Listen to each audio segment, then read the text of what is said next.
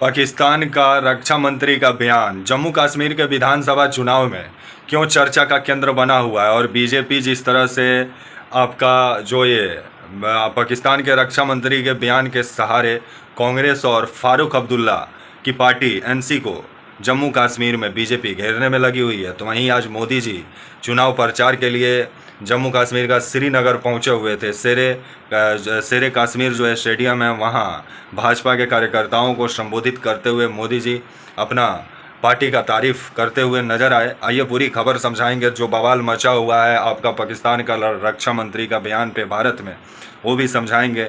Video को अंत तक देखिएगा तभी समझ में आएगा। नमस्कार, मेरा नाम विश्वजीत कुमार और आप देख रहे हैं वाक फॉर इंडिया न्यूज।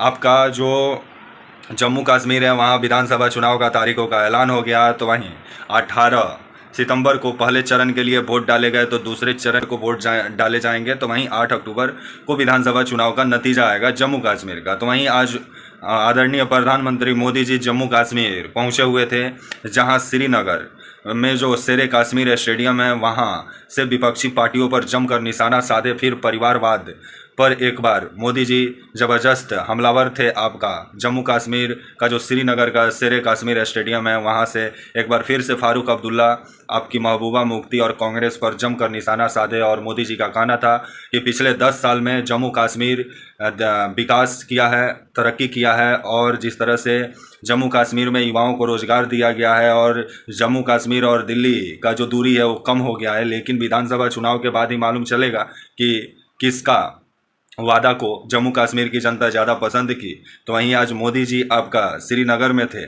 तो वहीं जो आपके पाकिस्तान के रक्षा मंत्री हैं ख्वाजा आसिफ के बयान को लेकर के भारत में क्यों बवाल मचा हुआ और जम्मू कश्मीर में। दरअसल बीते दिनों जो पाकिस्तान का टीवी चैनल है, जो न्यूज़ चैनल है, वहाँ रक्षा मंत्री जो हैं पाकिस्तान के ख्वाजा आसिफ, इनका इंटरव्यू एक जो पाकिस्तानी न्यूज़ चैनल है वो ख्वाजा आसिफ का इंटरव्यू लिया। और उस इंटरव्यू में ख्वाजा आसिफ ये बोलते हुए नजर आए कि हाँ 370 जम्मू कश्मीर में बहाल होना चाहिए। और जो एनसी का राय है और जो आपका कांग्रेस पार्टी का राय है वही राय ख्वाजा आसिफ का है।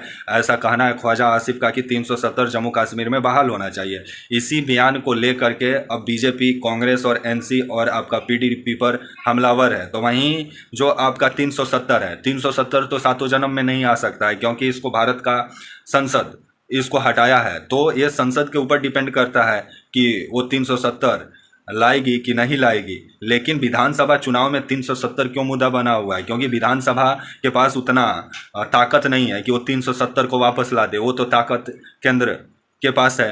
तो वहीं अभी 370 को लेके पूरा राजनीति छिड़ा हुआ है, जहां फारूक अब्दुल्ला की पार्टी का कहना है कि जिस तरह से 370 हटाया गया वो सही नहीं था, और अगर फारूक अब्दुल्ला की पार्टी अगर शासन में आती है जम्मू कश्मीर में तो 370 लाएगी। तो वहीं जो कांग्रेस है वो पूर्ण राज्य की दर्जा की बात कर रही है कि जम्मू कश्मीर को पूर्ण राज्य का दर्जा मिलना चाहिए। 370 लाने का बात कांग्रेस नहीं कर रही है। लेकिन जो फारूक अब्दुल्ला और जो कांग्रेस का गठबंधन हुआ है, तो वहीं फारूक अब्दुल्ला के सहारे कांग्रेस को भी कटघरा में खड़ा किया जा रहा है कि कांग्रेस 370 जो लाने की बात पार्टी कर रही है उसके साथ गलबैया की हुई है। इसका मतलब कांग्रेस भी भीतर भीतर फारूक अब्दुल्ला को सपोर्ट कर रही है, ऐसा कहना है आपका बीजेपी का। तो वहीं जो ख्वाजा आसिफ हैं, जो पाकिस्तान के रक्षा मंत्री हैं, इनका कहना है कि हाँ 370 जम्मू कश्मीर में बहाल होना चाहिए।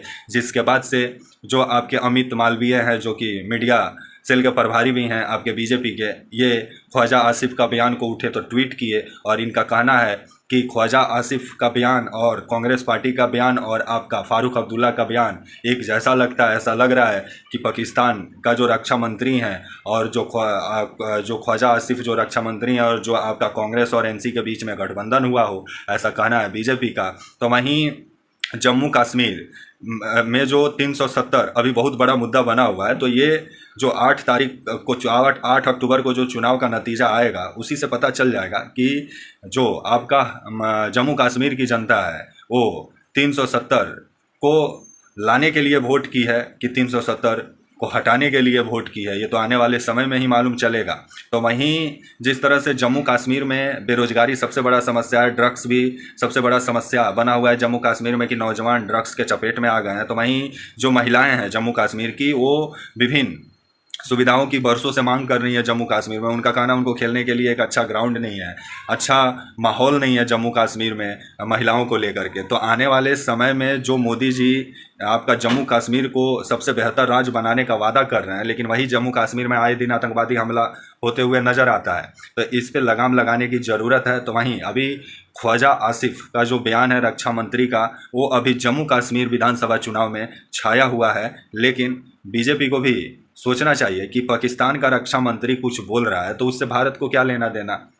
और अब बीजेपी ऐसा दिखाने में लगी है कि जो फारूक अब्दुल्ला की पार्टी और कांग्रेस हो, वो जो ख्वाजा आसिफ जो पाकिस्तान के रक्षा मंत्री हैं उनके साथ गठबंधन हुआ हो। लेकिन बीजेपी ये नहीं बता रही है कि जब मोदी जी बिना किसी के बताए पाकिस्तान गए हुए थे तब बीजेपी उस पर चुप्पी साध के बैठी रहती है। अभी बीजेपी का कहना है कि जो पाकिस्तान आतंकवाद को बढ़ावा देता है, आतंकवाद को सबसे ज़्यादा भारत में आतंकवादी हमला करवाता है, उसी के साथ कांग्रेस और एनसी गठबंधन की हुई है। लेकिन यही बीजेपी है कि कभी मोदी जी डायरेक्ट प्लेन लेके चल गए थे नवाज शरीफ के यहाँ बिरयानी खाने, तो उस पर बीजेपी कुछ नहीं बोलती है। तो ये राजनीति है।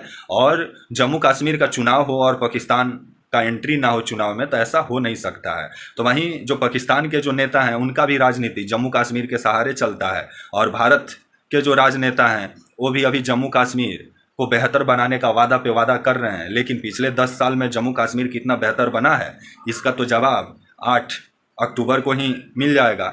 और किसका सरकार बनता है जम्मू कश्मीर में, देखने वाली बात होगी। तब तक के लिए आप मुझे इजाज़त दीजिए और आप हमारे channel walk for India news को प्लीज़ लाइक और सब्सक्राइब और शेयर करना ना भूलें। तब तक के लिए नमस्कार, जय हिंद, वंदे मातरम।